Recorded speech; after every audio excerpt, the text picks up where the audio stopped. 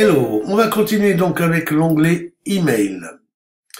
Alors là, la partie email, c'est intéressant, même si vous avez un autorépondeur, il peut être intéressant de traiter les emails directement depuis votre blog. Pourquoi?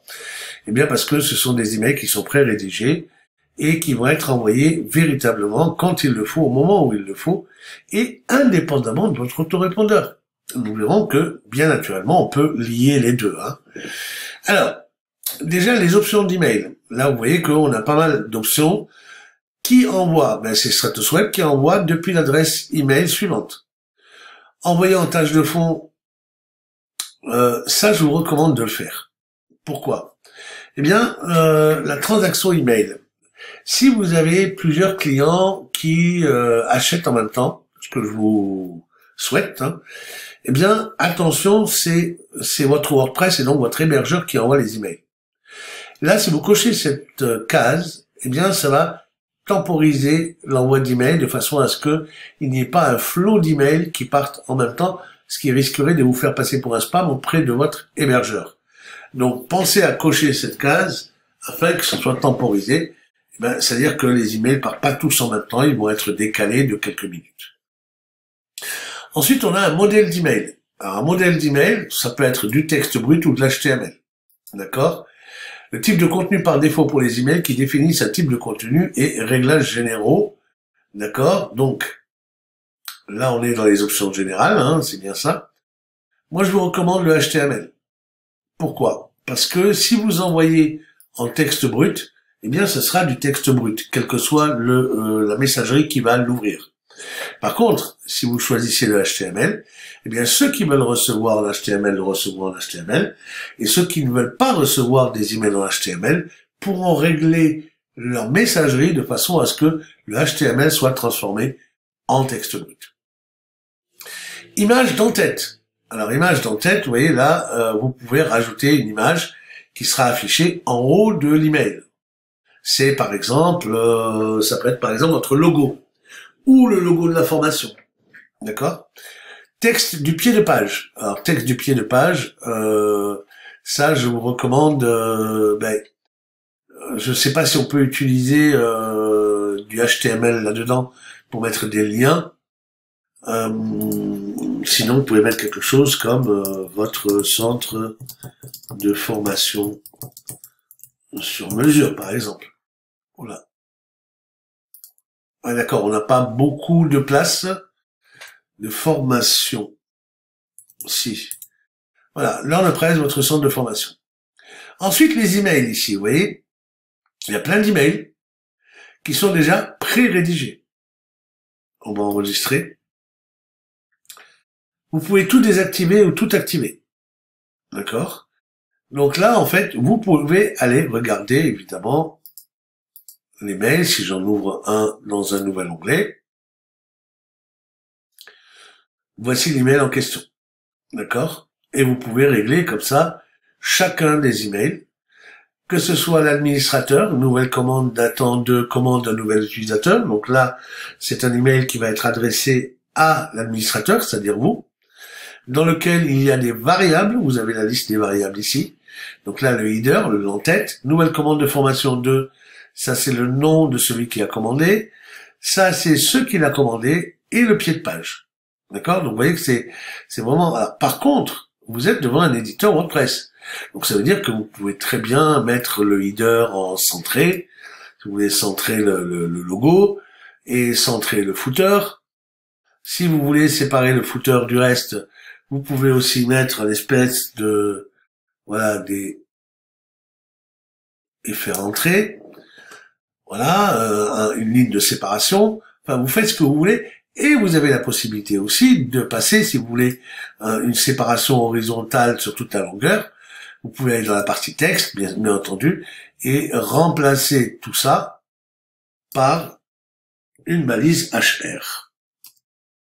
La balise HR crée une ligne horizontale, d'accord, qu'on verra ici. Voilà, c'est une ligne horizontale sur toute la largeur, et on aura le footer.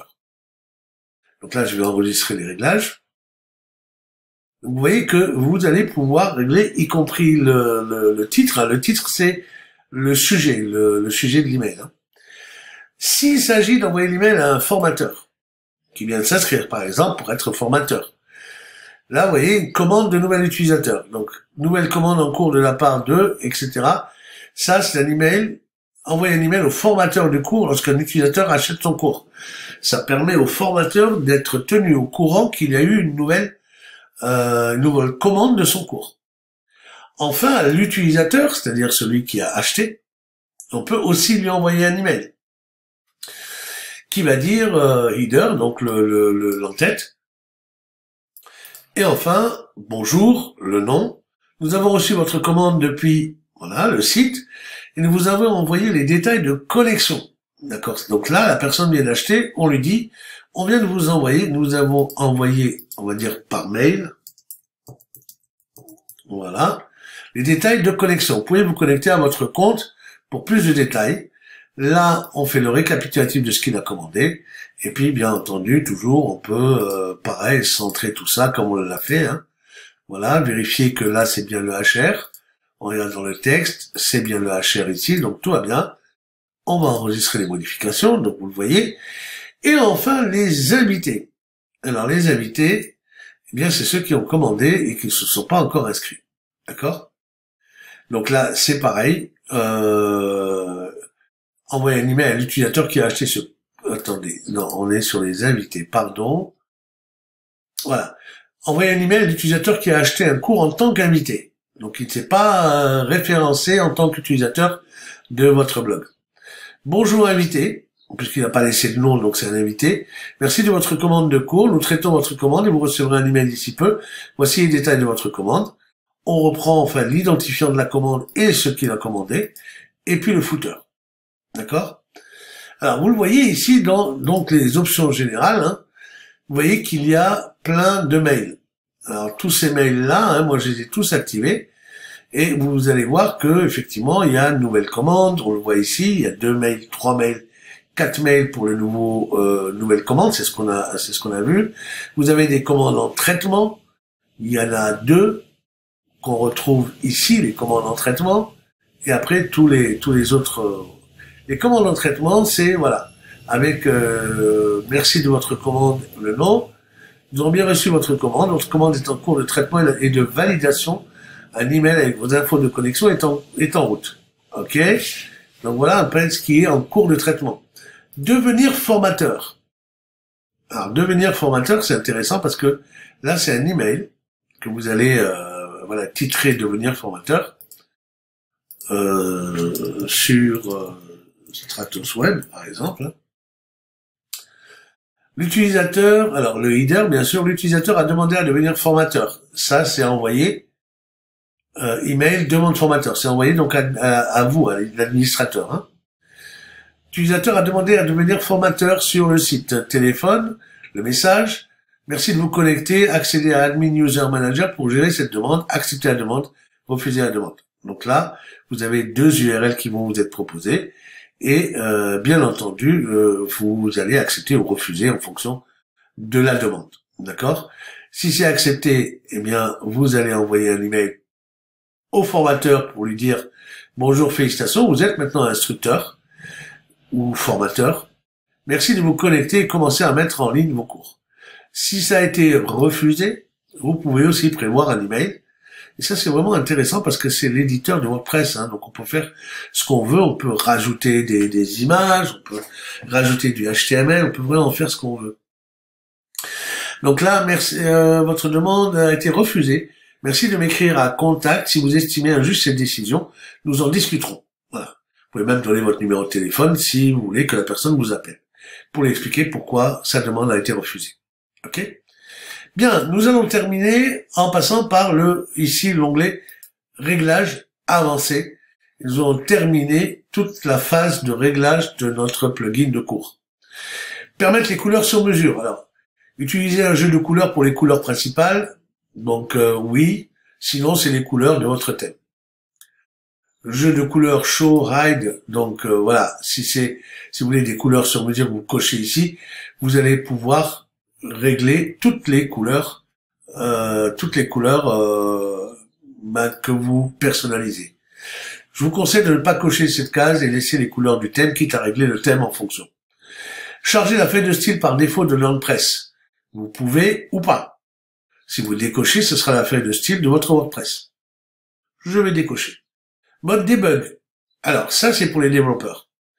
Si vous êtes développeur ou si c'est un développeur qui s'occupe de votre site, eh bien, cochez cette case. Sinon, il n'y a pas besoin. En règle générale, vous êtes un utilisateur, même si vous êtes administrateur. Donc, il n'y a pas besoin de cette case-là. Alors, ensuite, JS et CSS librairie. Donc, tout ça, là, à cocher ou ne pas décocher, ça concerne les développeurs, donc c'est pas pour nous. Activer le hard cache. Alors ça, je vous conseille de le cocher. Activer le cache pour du contenu statique, comme par exemple le contenu, les réglages des cours, leçons, et quiz, etc. Vous avez la partie avancée ici qui va vous, donner ici dans les outils. Vous voyez que nous sommes dans les outils où là, ça va vous permettre de vider le cache. Nous n'y sommes pas encore. Je vous expliquerai dans quel cas il faudra vider le cache, mais toujours est-il qu'il faut laisser. Enfin, je vous recommande de laisser cette case cochée. Ensuite, activer la vidéo de la leçon. Alors, ça peut être intéressant. Ça, c'est vous qui voyez en fonction du contenu des formations que vous allez mettre. Et si vous cochez cette phase, la première vidéo intégrée dans votre contenu de la leçon sera détectée et déplacée en haut. Alors ça, oui et non, quoi. C'est vous qui voyez. Il faut savoir que la première vidéo intégrée dans le contenu sera déplacée tout en haut du contenu. Donc pensez-y. Pour ma part, je préfère gérer le truc moi-même. Si j'ai envie d'une vidéo en haut, ben je commence mon contenu par la vidéo, tout simplement. Et je mets le reste du contenu après la vidéo. Mais c'est vous qui voyez. Bref, je vais enregistrer les réglages. Et j'ai une bonne nouvelle pour vous. Nous venons de terminer l'ensemble des réglages nécessaires pour pouvoir commencer donc à utiliser notre système de gestion et nous allons dans la prochaine vidéo commencer à ajouter notre nouveau cours. Je vous dis à tout de suite pour la prochaine vidéo.